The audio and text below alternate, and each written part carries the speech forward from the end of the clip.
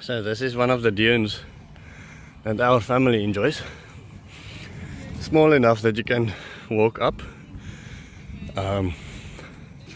Soil is hard enough so you can get it close with the cars, and it's very far away from other people. Children really does enjoy it. It's not that high, just high enough so you can get a feeling on a dune that you can get really tired getting up, and the children can disappear. Oh, you see there's one there somewhere below there.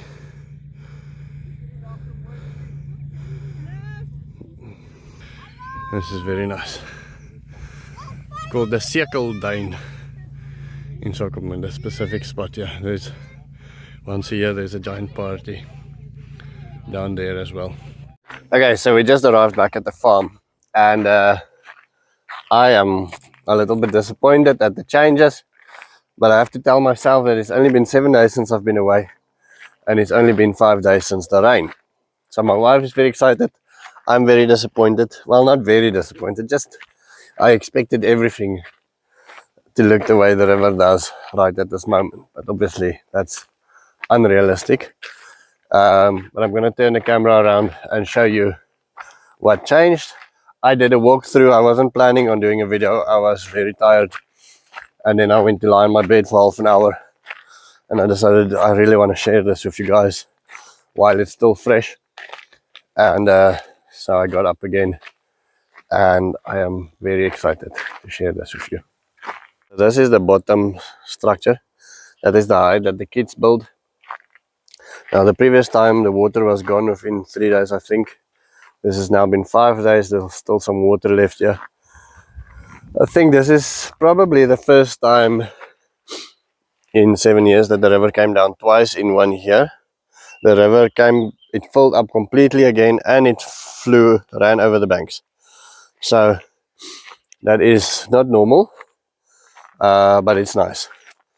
Then as we walk back, quickly want to show you that wherever there is vegetation, it is wet, and wherever there isn't, it is dry. So close to vegetation, wet, even though that is higher than this, for instance, that is wet. So that is something quite interesting. Okay, so I'm gonna just, for the length of the video, just turn the camera off quickly and then start again at the rock structure. Okay, so not completely at the rock structure yet, but I want to show you wash up debris and washed up onto living vegetation. And again, it's higher there than it is there, but there it is wet and there it is dry. You would expect that the bottom areas would be dry and the top areas would be wet, like here. See, it's lower, so makes sense that the water goes down. But as soon as you go close to vegetation, there is water. So you know, this permaculture stuff, they probably have got a point. Cover the soil and your water will stay. I think if there's anything I learned from today, that's probably it. Look at this, for instance. There is water. That is completely wet. There's no vegetation there. That is completely dry. It is as simple as that. So anyway, okay, so interesting here, the water became green and mucky, and I think it is because we walked with the horses through here, and the previous time we used some manure like we did this time again to stabilize the soil so we can walk through when it's wet. And we do that because if you walk through the river, check here how deep that horse stepped in there, If you don't stabilize the soil, it becomes very, very soft just after the rain.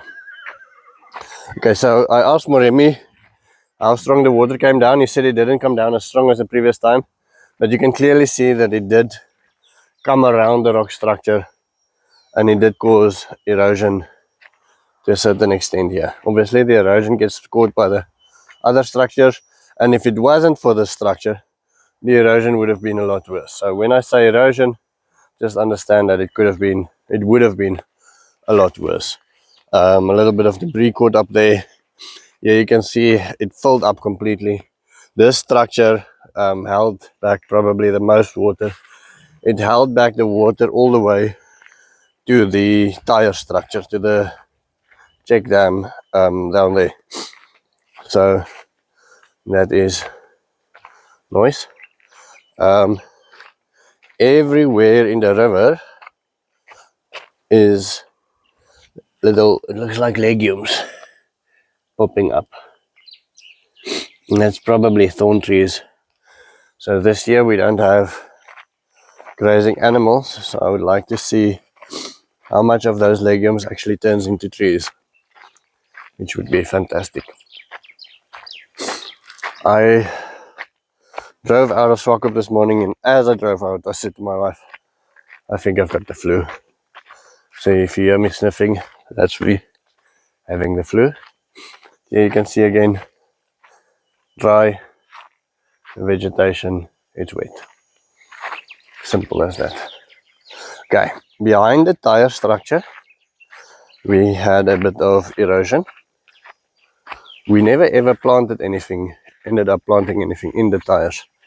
But you can see there's a little bit of erosion that happened there, and that is because the water came in, concentrated and washed out, and so that caused that erosion. So I'd like to maybe hear from you guys what you think and what one could do there.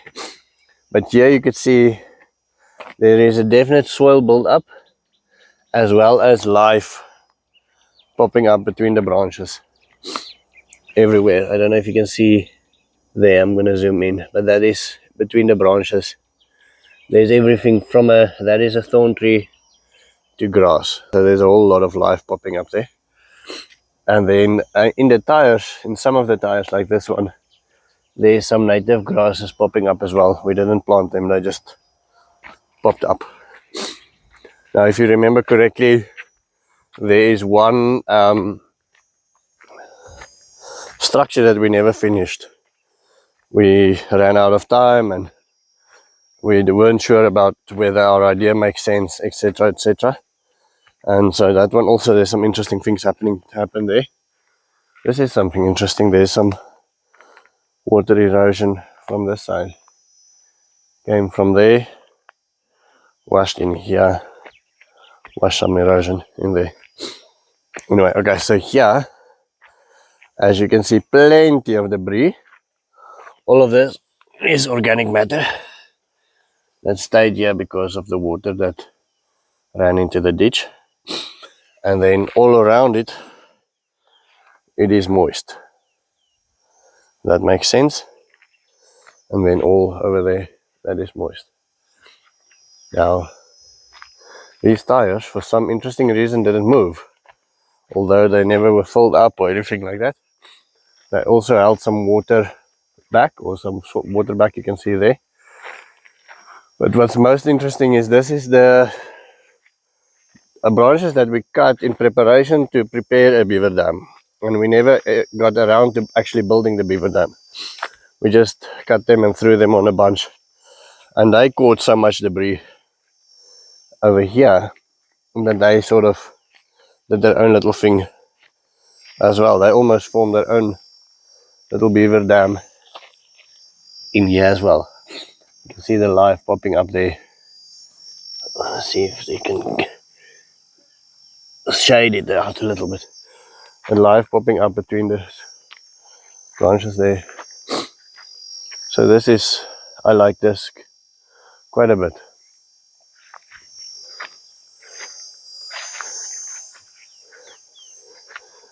See here.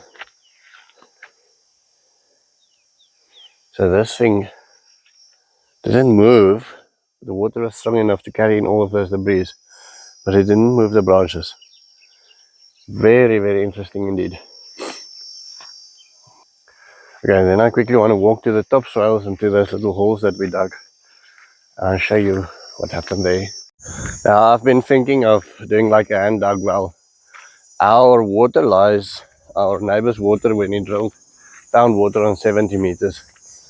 But there's a way to dig a well where the water that you fill up around it ends up siphoning in throughout the year.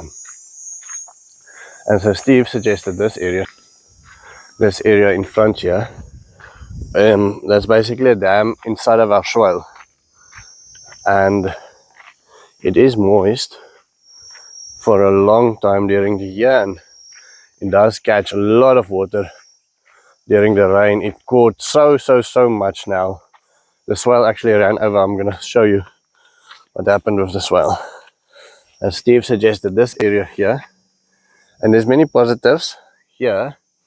First of all, the soil is a bit more stable, so you can dig deeper and you'll have a more sturdy construction. Where in the river and your water that you get into the pit will not probably run out. In the river you might get more water, but it will also run out easier because it will be surrounded with normal sand. Right, show you my happiness and my frustration.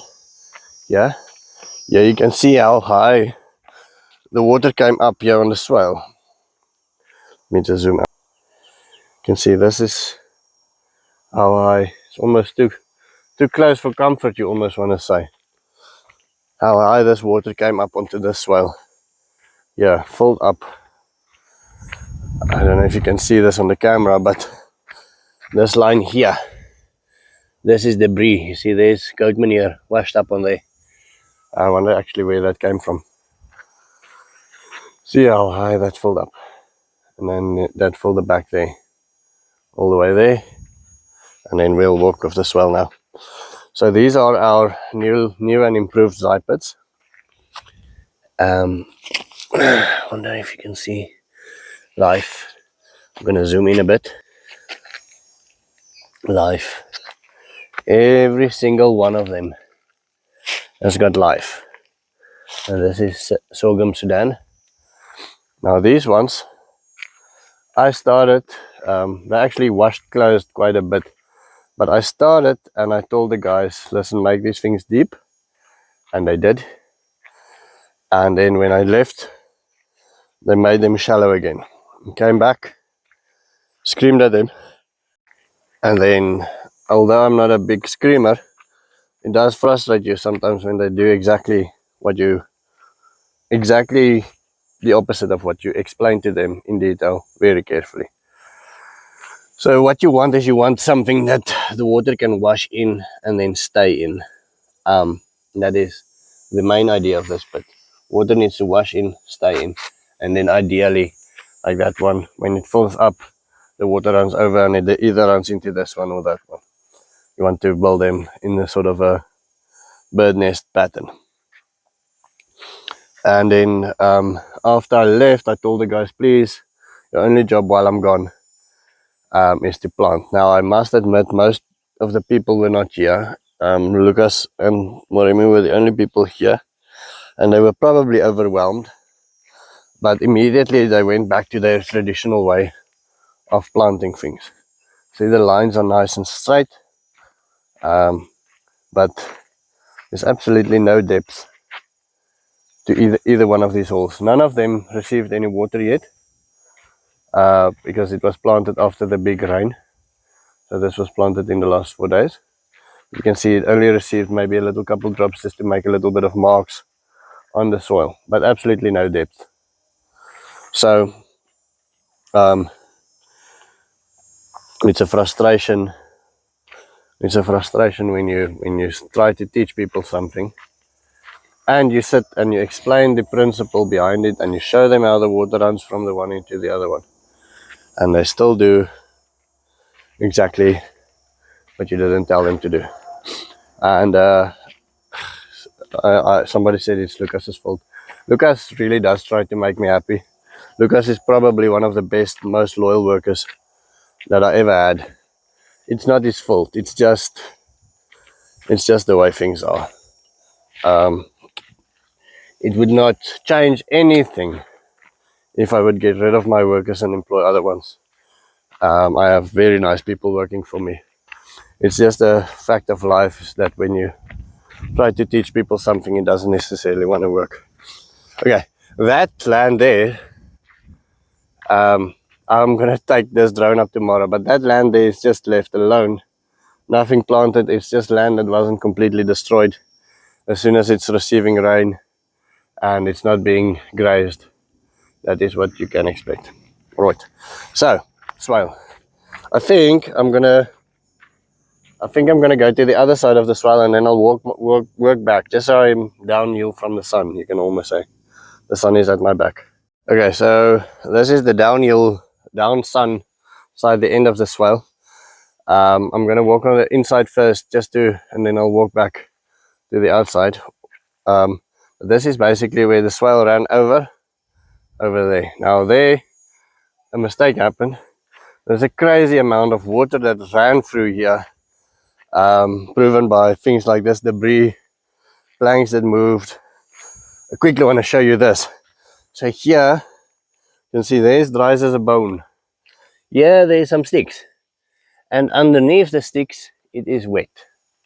Can you believe it?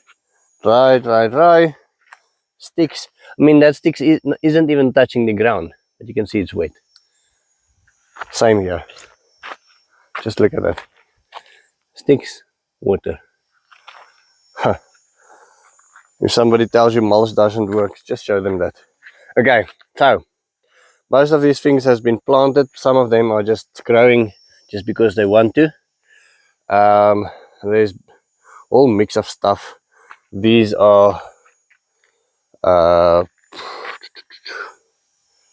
sorghum. There's some squash. There's some cowpeas. There's plenty of moringa in between here. I actually even saw a lucina when I dug in between the grass. Actually want to see if there's some water down here. Okay, there isn't, but I'm sure if there's water falling with all that shade. Yeah, healthy stuff growing here. Yeah, you can see the except now for that ugly bottle there, the amount of sediment that was in here, debris. This is like a fertility pit here. You can see how moist it is there in the swale still, because we filled this thing filled up with water, and that is the capillary effect there. So there it's dry, just above the swale here, this fertility pit here. I really hope you can see that, but the soil is moist there in the back. Here you can see the speed of the water at which the water ran through here. Water ran, this was the height here, like probably around here, maybe a little bit higher. Actually, let's see if we can see a proper line. Yeah, so this is a shallower, sorry, I dropped the phone.